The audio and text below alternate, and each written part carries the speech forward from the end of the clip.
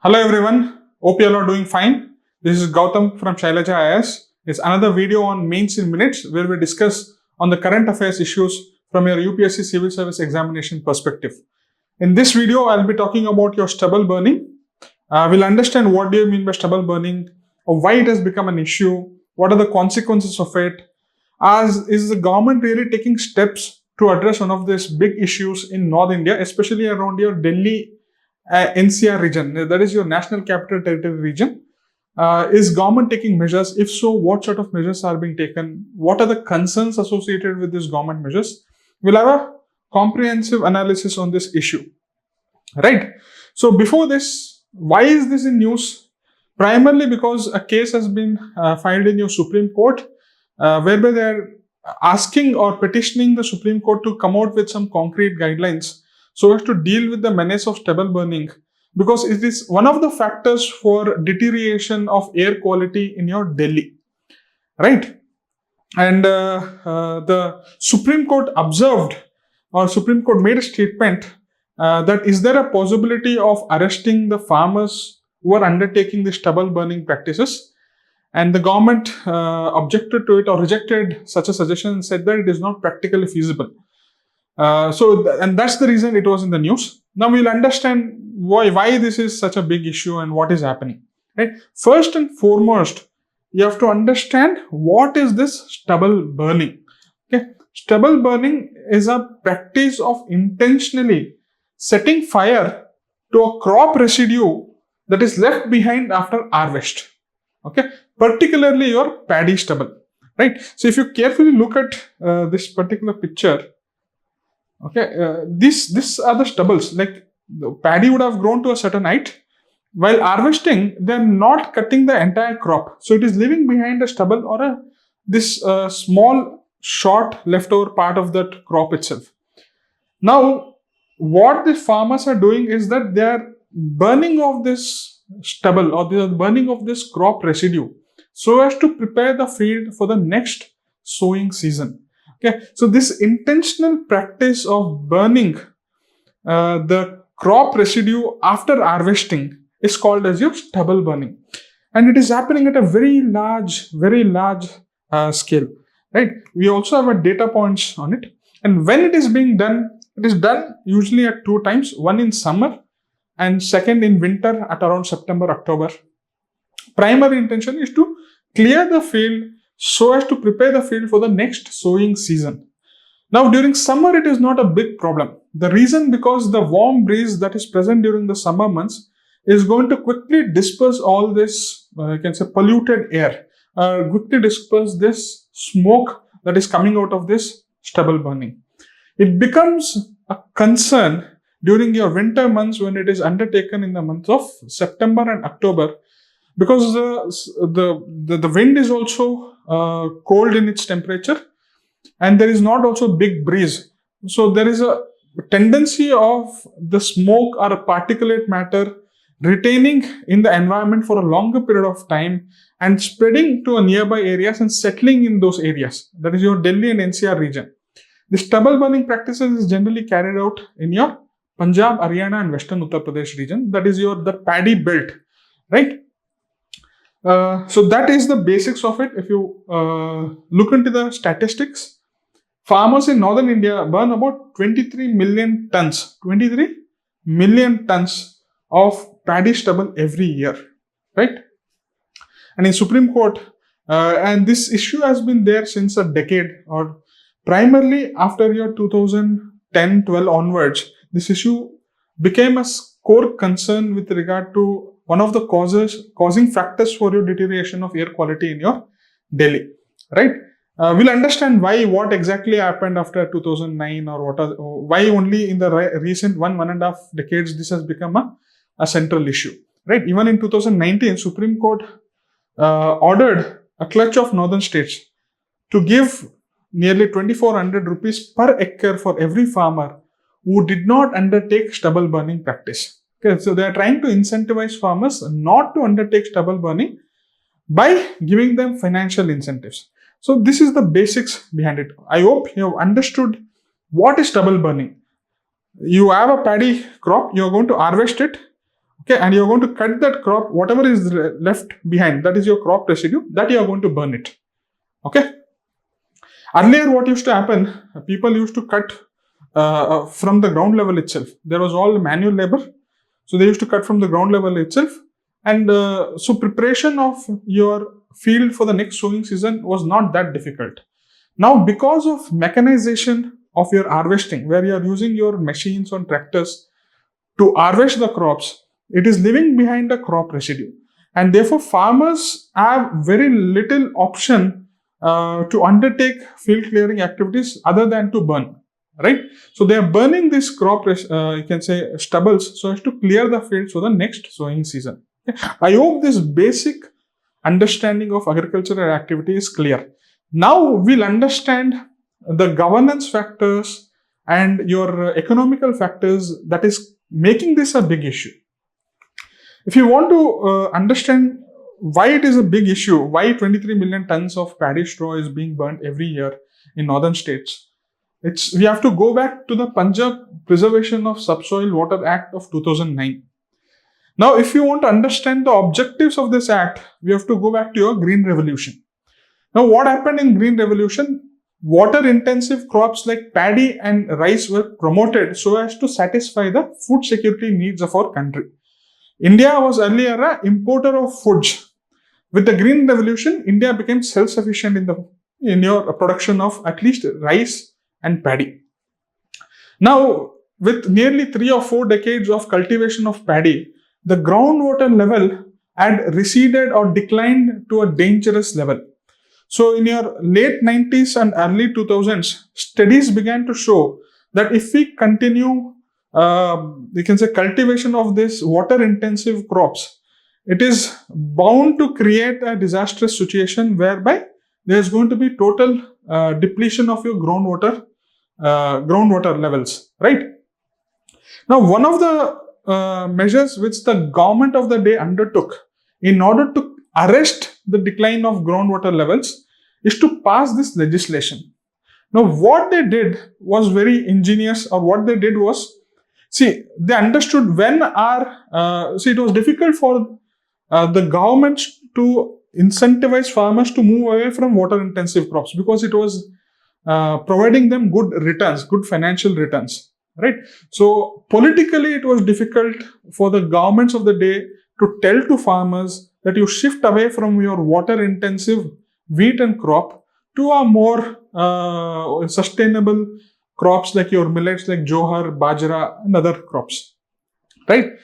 Rather than that, in order to balance their political vote banks and also to make sure that the farmers continue to get good financial return on your paddy cultivation, at the same time, in order to arrest the decline of your groundwater levels, what measure they undertook was to postpone the time period of sowing itself.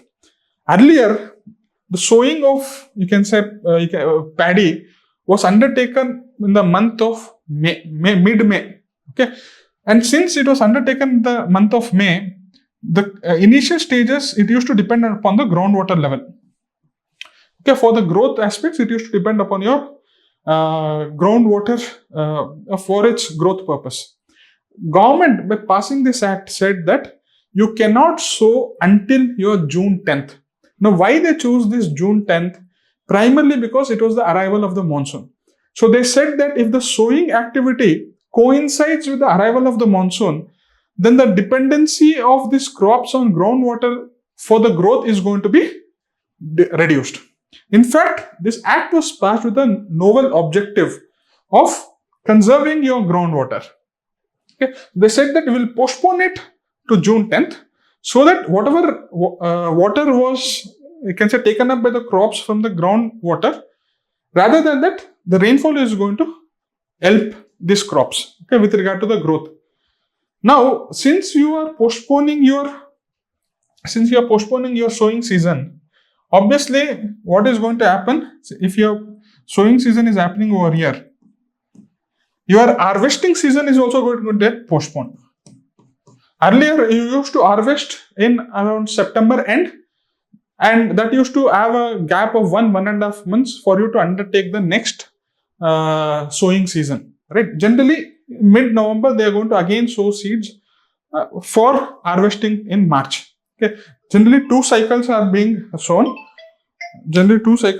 sown. Okay. So in this, by this act, what really happened was that they pushed the sowing season so as to conserve groundwater level so that it coincides with the monsoon. Automatically, your harvesting season is also pushed. From September, it was pushed to October end onwards. That left very little time period for the farmers to prepare fields for the next sowing season, because they have to sow the seeds by mid-November. Okay, so if your harvesting season itself is being undertaken by October end, that is leaving you around 20-25 days for you to prepare the field for the next sowing season. So in this circumstance, farmers were left with no other option but to burn paddy straws that is left behind after harvesting. So whatever is the crop residue, whatever we call it as stubble, that was burnt because they didn't have enough time to manually clear the fields. They didn't have enough money to procure machines to clear the fields because time period was very less. Okay, this is the root cause of your stubble burning issue. So the governance measure was one of the factor. Second factor was the paddy variety that they used was also a long duration variety. If suppose we have a variety where you can sow it in June, but it is going to give harvest in September itself, then your problem is solved. That leaves adequate time period for you to clear the fields and prepare fields for the next sowing season. At the same time, your sowing period is coinciding with the arrival of the monsoon. It is also going to save your groundwater level. But unfortunately, the paddy varieties that is grown in Punjab and Haryana are also long duration varieties. It requires around 110 to 120 days. So the harvesting is happening in mid or last of October, leaving very little time period for sowing of the next season. Okay. This, if you understand, it will be more or less, you have understood the issue of stubble burning itself, right? Now, narrow window for sowing, as I explained you. Then mechanization. Okay, as I told you in the beginning itself, usage of tractors for harvesting is leaving behind a crop residue. Suppose we come up with machines whereby harvesting is leaving a very little residue, it is going to help solve the problem. Okay. Next, labor shortages. Earlier, you used to have labor, you used to clear the fields without leaving crop residue, or you used to manage the crop residue itself. Now, the crop, because of labor shortages, you are adopting mechanization. The same tier, narrow window for sowing, and it is also cost effective. All these factors are pushing farmers to undertake this activity. Irrespective of Supreme Court judgments, irrespective of legislation, irrespective of rules that are prohibiting stubble burning, farmers are in a precarious situation. Okay, they feel that we don't have any other choice, right? And that's why they are undertaking stubble burning. Okay. Now, government policies and market distortion is also another reason. If government is promoting rice and paddy, if they are procuring them at good prices, obviously, since it is yielding good financial return for the farmers, they are going to, grow these crops year after year. Okay. If the government policies are aligned, whereby they incentivize other crops like your millets or your jowar or bajra, which is less water intensive, then this problem would not arise, right? Now, some of the farmers also tend to believe that the burning of your stubble is going to help clear pests and weed. So this is also one of the factors where they feel that stubble burning is positive for the field. Okay, that is a misinformation that they have. But in rural areas how misinformation also spreads. So they feel that pest and weed control is going to be achieved by stubble burning. As a result, they undertake this activity. These are all the factors for your stubble burning issue. Now, the consequences of this, first and foremost thing, whenever you burn something, there is going to be smoke. Smoke is going to release harmful chemicals like your carbon dioxide, ammonia, methane, right? So your air pollution is going to increase in not only that particular field, but because of the geography and topography, it is also going to spread to the nearby areas, particularly your Delhi NCR region. Okay, that is your second big consequence. Whenever there is smoke in the air, it's also going to impact your health. Okay, there is increased instances of your asthma, bronchitis, and eye irritations, okay, associated with this stubble burning. Okay, if you people who are in Punjab or people who have traveled across Punjab, they can witness this huge fields where you can say stubble burning is happening. There will be huge smoke when you traverse across your countryside, right? Now, destruction or burning is also harmful for your soil. It is going to destroy your valuable nutrients like nitrogen, phosphorus, potassium, and sulfur, right? Now, carbon dioxide that is released from your stubble burning is eventually going to settle. It's not only going to be impacting your soil quality, wherever there is river or pond or water bodies, it is also going to be absorbed by the water bodies, and it is going to create acidification and deteriorate the water quality as well. Okay, so one activity is impacting your air, is impacting your soil, impacting your water bodies, right? So these are the consequences.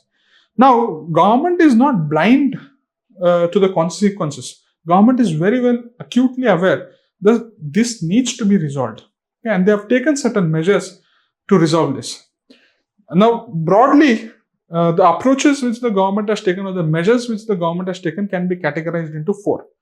The first is your in-situ method. This in the in-situ method means on the field itself, you try to resolve the issue.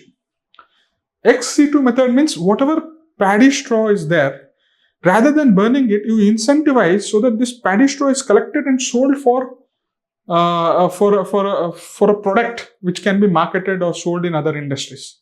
Okay, so that is your ex-situ method, whereby you send a message that this paddy straw is not a waste product that needs to be burnt. It is a valuable raw material for other industries. Okay, so government is trying to incentivize also through ex-situ approaches.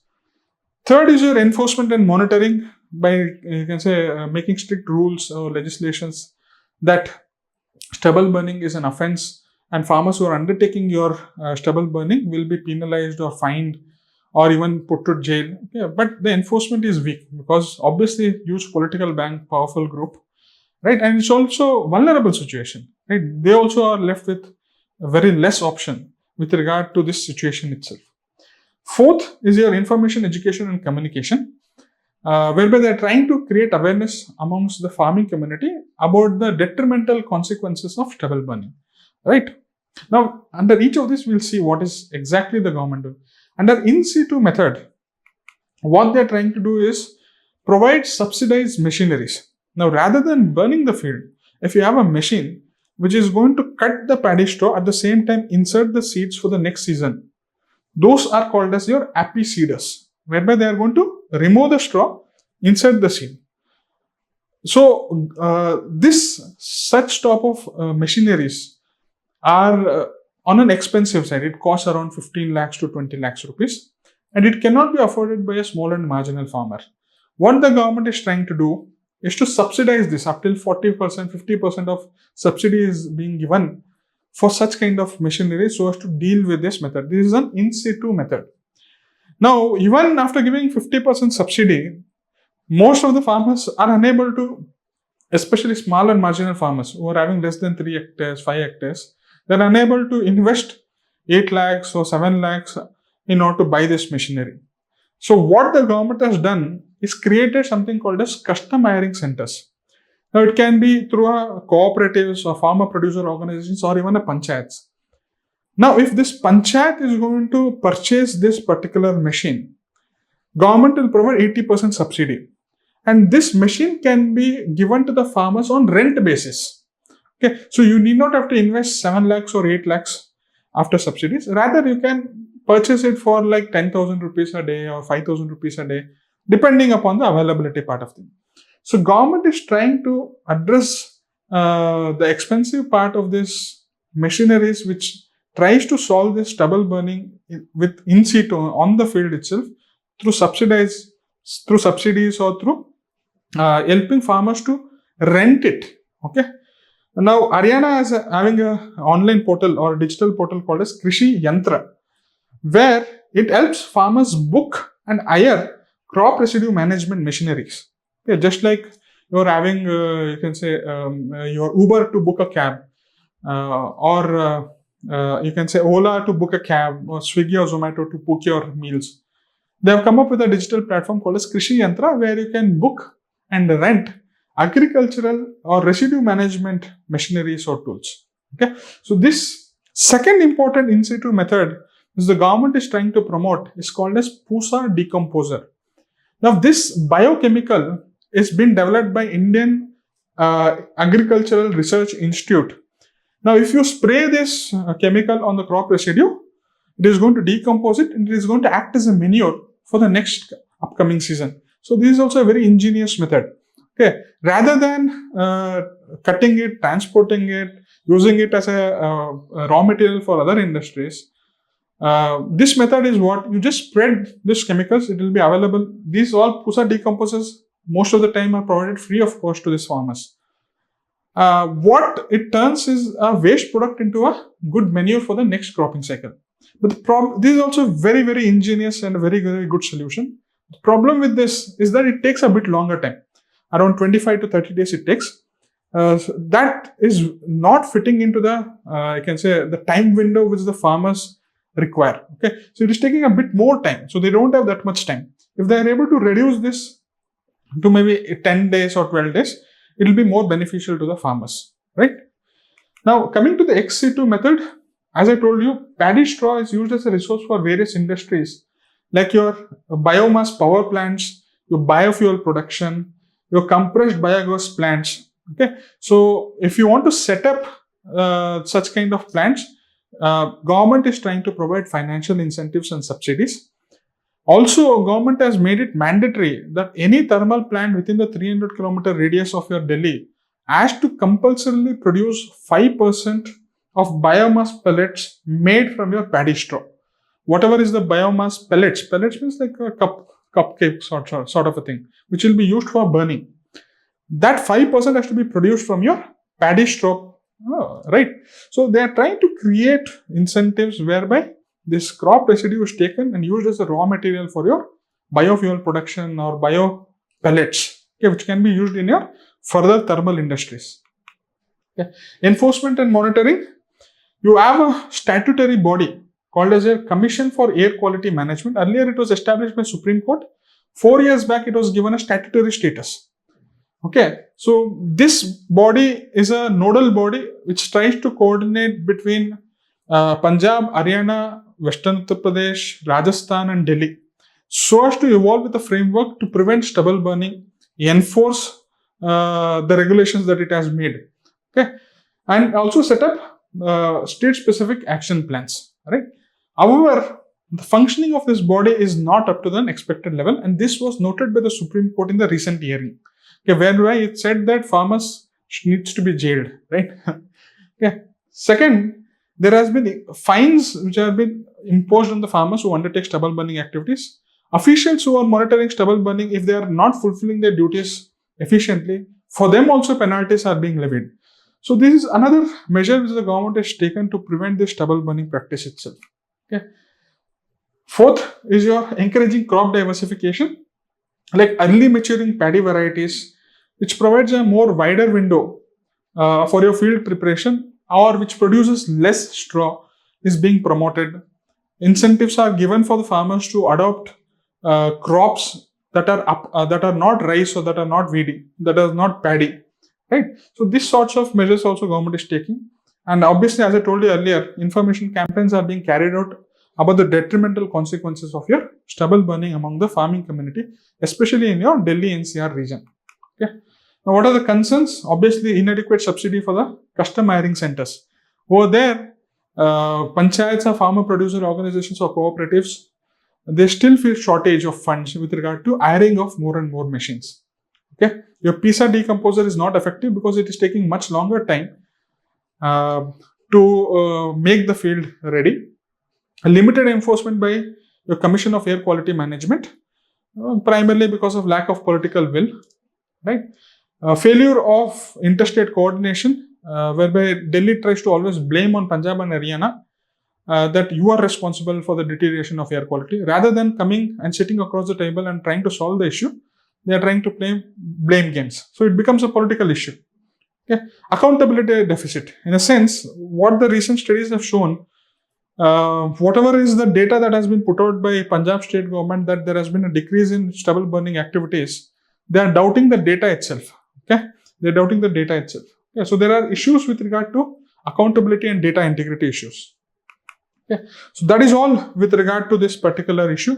I hope you have got a clear idea about what is this stubble burning, why it is in news, why it is discussed, especially during this October-November time period.